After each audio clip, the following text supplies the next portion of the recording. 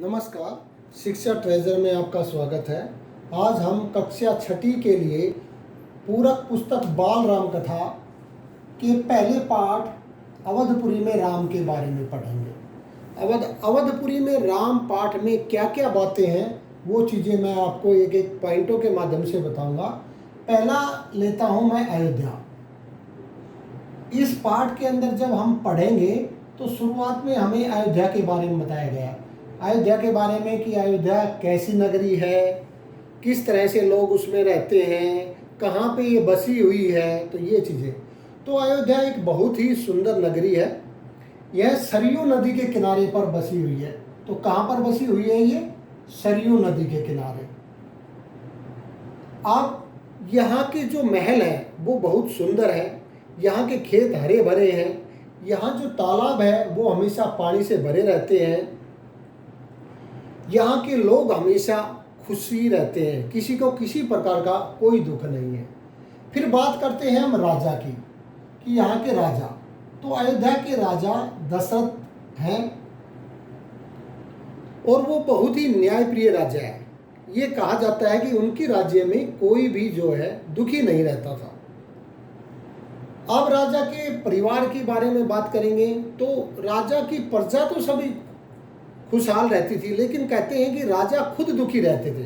तो उनके दुख होने का कारण क्या था कि इनके कोई संतान नहीं थी, तो ये निसंतान थे।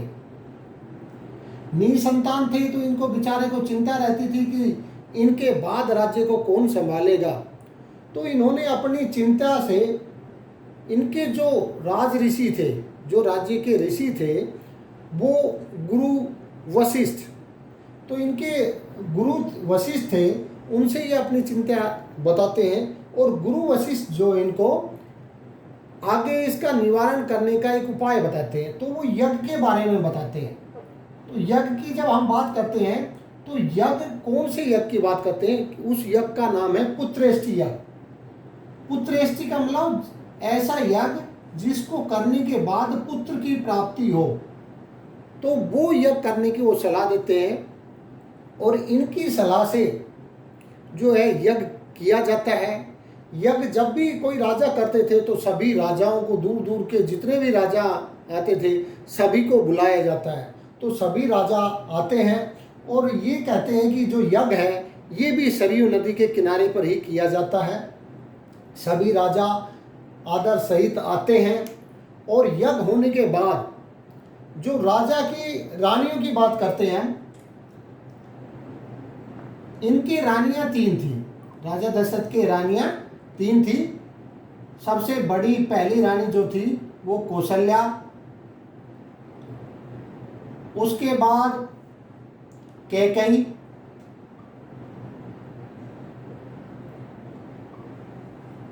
और सुमित्रा। लेकिन जब आप नाम पढ़ोगे तो आपको कौशल्या, सुमित्रा और कैकेयी के नाम सुनने में मिलेंगे। लेकिन जो सबसे बड़ी रानी कौशल्या, उसके बाद कैकेयी और सुमित्रा। तो जब पुत्रेष्टि यज्ञ किया जाता है तो उसके बाद इन तीनों रानियों को पुत्रों की प्राप्ति होती है। तीनों रानियों से पुत्र प्राप्त होते हैं। तो कौशल्या से राम, कैकेयी से भरत और सुमित्रा से लक्ष्मण और शत्रुघ्न, यानी 2 रानियों से एक एक पुत्र और सबसे छोटी रानी से 2 पुत्र की प्राप्ति होती है। ये कहा जाता है कि ये जो चारों भाई थे बहुत ही सुंदर थे और इन भाइयों में आपसी प्रेम बहुत था। राम सबसे बड़ा था, तो ये सभी भाई जो है राम की आज्ञा की अवहेलना नहीं करते थे, यानी राम जो कहता था तो उनको ये सभी मानते थे। अब ये बहुत सुंदर थे। धीरे धीरे ये बड़े होते गए तो इनकी शिक्षा दीक्षा कराई गई। तो राजाओं, गुरुओं के द्वारा इनकी शिक्षा दीक्षा का कार्य किया जाता है। जब इनकी शिक्षा दीक्षा का कार्य पूरा हो जाता है और अब ये बड़े भी हो गए तो इनकी शादी की बात चलती है। तो जैसे ही शादी की बात चलती रहती है उसी समय कहते हैं कि राजमहल के अंदर एक गुरु जो थे, गुरु विश्वामित्र का सभा में आगमन होता है। ये कहते हैं विश्वामित्र अब तो ये ऐसे महर्षि थे जिन्होंने, जो पहले कभी राजा थे, यानी इन्होंने राजा रहे थे और अब इन्होंने राजपाट छोड़ करके ये एक महर्षि के सन्यासी के रूप में रहते थे। इनका जो आश्रम था जहाँ ये रहते थे उसको सिद्ध आश्रम के नाम से कहते थे। सिद्ध आश्रम क्यों कहते थे? क्योंकि ये ऋषि खुद अपने आप में बड़ी सिद्धियों से प्राप्त थे। तो ये राजसभा में आते हैं और ये यज्ञ करना चाहते हैं। जब यज्ञ ये करना चाहते हैं तो वहाँ जब जंगलों में ये रहते थे तो राक्षसों का वहाँ आतंक था। कोई 2 राक्षस जो है इनको बहुत परेशान कर रहे थे और ये राजा दशरथ के पास भी इसलिए आए थे कि उनके पुत्र राम को ये अपने साथ ले जाएं और ये उन राक्षसों का नाश कर दे। विश्वामित्र खुद भी राक्षसों को मार सकते थे, लेकिन उन्होंने हथियार छोड़ दिया था उठाना, तो इसलिए ये नहीं, ये राम के द्वारा ही उनका सर्वनाश करवाना चाहते थे। तो राम को ले जाने के लिए आए। अब जो राजा हमारा इसका अयोध्या का जो राजा था दशरथ का राम जो है सबसे प्रिय था। दशरथ को राम सबसे प्रिय था। अब कोई राम के बारे में कहे उसको अपने साथ ले जाने के बारे में, तो दशरथ को ये बात बिल्कुल अच्छी नहीं लगी। वो महर्षि से कहने लगे कि महर्षि आप ऐसा करें कि आप मेरी सेना अपने साथ ले जाएं, अगर आपकी आज्ञा हो तो मैं भी आपके साथ चलता हूँ, लेकिन मैं राम के बिना नहीं रह सकता। राम अभी एक बच्चा है, ये राक्षसों का नाश कैसे करेगा? तो राजा दशरथ अपनी तरफ से खूब तर्क वितर्क देते हैं, लेकिन ऋषिवर जो है वो राम को ही अपने साथ ले जाने चाहते थे। और अंत में जब ऐसा होता है तो ऋषिवर बड़े गुस्से में हो जाते हैं और वो नाराज हो जाते हैं और वो कहते हैं ठीक है, आपने राम को नहीं भेजना तो मत भेजिए, लेकिन आपके जो नीतियाँ थी वो नीतियों के विरुद्ध है, आप कलंकित रहेंगे। क्योंकि रघुकुल की रीति है कि अगर वचन दे दिया तो उसके लिए प्राण भी चले जाएं या कोई भी बलिदान करना पड़े, उसके लिए वो हमेशा तैयार थे।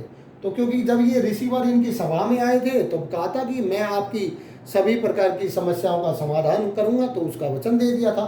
तो अब जो इनके गुरु वशिष्ठ थे, गुरु वशिष्ठ भी ये कहते हैं कि राजा दशरथ आप राम को इनके साथ जाने दीजिए, क्योंकि ये जो ऋषिवर है ये बड़े ही सिद्ध पुरुष है और इनके पास बहुत सी ऐसी विलक्षण शक्तियां हैं जो राम अगर इनके साथ जाएंगे तो ये उनसे कुछ ना कुछ प्राप्त करेंगे। तो राम को उनके साथ भेजने की तैयारी, लेकिन राजा दशरथ कहते कि राम अकेला नहीं जाएगा, इनके साथ लक्ष्मण को भी भेजा जाता। तो दोनों भाई जो है अपने धनुष बाण लेकर के मुनिवर के साथ उनके आश्रम की तरफ चल देते हैं। तो इस पाठ के अंदर यही बातें बताई गई हैं कि अयोध्या कैसी थी, वहाँ के राजा कैसे थे, किस तरह से वो दुखी रहते थे और दुख होने का कारण क्या था और उस कारण का निवारण उन्होंने कैसे किया, और उनकी रानियां कौन कौन सी थी और रानियों से कितने पुत्रों की प्राप्ति हुई जब उस समस्या का निवारण किया गया, और उसके बाद राम किस प्रकार से गुरु विश्वामित्र के साथ उनके आश्रम में जाने के लिए तैयार होते हैं। तो अब इस पाठ के हम प्रश्न उत्तर देखेंगे। ये कुछ प्रश्न हैं जिन के बारे में हम पढ़ेंगे तो जानेंगे उस पूरे पाठ को। ये प्रश्न सारे कवर कर देते हैं। पहला प्रश्न है जैसे अयोध्या नगरी के बारे में लिखिए, क्योंकि हमने पाठ में बताया था कि अयोध्या नगरी, तो अयोध्या नगरी कैसी थी बतानी। तो अयोध्या नगरी बहुत सुंदर नगरी थी, सरयू नदी के किनारे बसी हुई थी। यहाँ के लोग जो है बड़े खुशहाल रहते थे, चारों तरफ हरियाली थी, महल जो है बहुत सुंदर थे। तो इस तरह की बातें जो है हम इन प्रश्न के उत्तर में लिख सकते हैं। दूसरा है राजा दशरथ कौन थे, उनकी चिंता का कारण क्या था। तो राजा दशरथ कौन थे, तो राजा दशरथ अयोध्या के राजा थे। अब बात आती है उनकी चिंता का क्या कारण था। तो उनके कोई संतान नहीं थी, वो निसंतान थे, तो यही उनकी चिंता का कारण था, क्योंकि उन्हें चिंता थी कि उनके बाद जो है राज्य को कौन संभालेगा, क्योंकि उनके कोई अपनी संतान थी नहीं। तो ये उनकी चिंता का कारण था। तीसरा है राजा दशरथ की रानियों के बारे में लिखिए। तो हमने पढ़ा था कि राजा दशरथ की 3 रानियां थी, तो उनके नाम लिखने हैं, कौशल्या, सुमित्रा, कैकेयी। तो इतना इसके बारे में हम लिख सकते हैं। अब चौथा प्रश्न है राजा दशरथ के कितने पुत्र थे, उनके नाम लिखो। तो राजा दशरथ के 4 पुत्र थे। कौशल्या से राम पैदा हुआ था, सुमित्रा से लक्ष्मण और शत्रुघ्न, और कैकेयी से भरत। तो ये ऐसे हम इस प्रश्न के उत्तर में लिख सकते हैं। अब अगला प्रश्न है कि विश्वामित्र कौन थे, वह राम को अपने साथ क्यों ले गए थे। तो विश्वामित्र एक सिद्ध पुरुष थे जिनके आश्रम का नाम सिद्धाश्रम था। तो ये एक यज्ञ कर रहे थे और उस यज्ञ के अंदर कोई 2 राक्षस बाधा डाल रहे थे। तो उन राक्षसों का नाश, उन राक्षसों को मारने के लिए ये राम को अपने साथ ले गए थे, राम को साथ ले गए थे ताकि उन राक्षसों का वध किया जा सके। तो ये इस पाठ से संबंधित 5 प्रश्न थे जिनके हमने यहाँ उत्तर डिस्कस किए हैं। तो अगर आपको इस वीडियो से संबंधित कोई भी संदेह हो तो आप कमेंट बॉक्स में जा कर के कमेंट कीजिए, और आपको अगर ये वीडियो पसंद आए तो इस वीडियो को लाइक करें और चैनल को सब्सक्राइब करना ना भूलें। धन्यवाद।